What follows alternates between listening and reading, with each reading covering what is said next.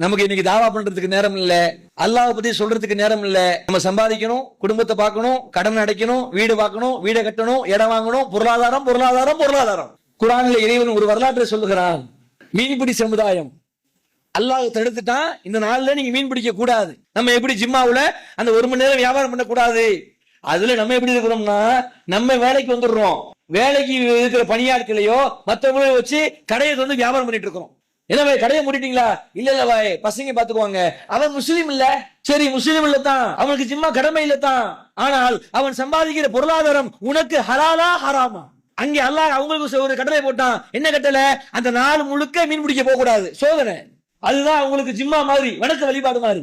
ஆனா அப்ப வளர்த்து அல்லாஹ் ரப்பல் ஆலமீன் மீன்களை எல்லாம் கடல் மேல அப்படியே துள்ளி குதிக்க வைக்கிறான், சோதனை. நமக்கு வருது இன்னைக்கு 12:45 இந்த வாரமாவது ஜிம்மா ஸ்பீடா போயிடும் நினைக்கிறாளே, 1:30 உள்ள வருது. என்னங்க 1:30 வந்தீங்க? ஆமாங்க, ஏன் கேக்குறீங்க? கஸ்டமர் இருந்தா என்ன, அவங்கள்ட்ட போய் அண்ணே மனுஷங்க வெள்ளிக்கிழமை 1 மணி கடையை மூடிடுவோம், 1:30 மேல வர்றேன், கொஞ்சம் பொறுத்துக்கங்க அப்படின்னா அவங்க அப்படிதான் இல்ல பாய் நான் வேற கடைக்கு போயிருவேன் அப்படியே சொல்றாங்க. இன்னைக்கு நம்மளை ஏமாத்தல, அல்லாஹ் ஏமாத்துறோம் நினைச்சுக்கிட்டு நாம நிறைய படுகொலையில இருந்துகிட்டு இருக்கிறோம். 12:45 கடை அடைக்கப்படும், ஒரு சின்ன பேப்பரை போட்டு கடையை மூடிவிட்டா யாராவது கஸ்டமர் நம்ம விட்டு போயிட்டாங்களா? ஒரு வேலை அப்படி போய்விட்டால் ரிஸ்கை அல்லாஹ் தருகிறானா, அந்த கஸ்டமர் தருகிறானா?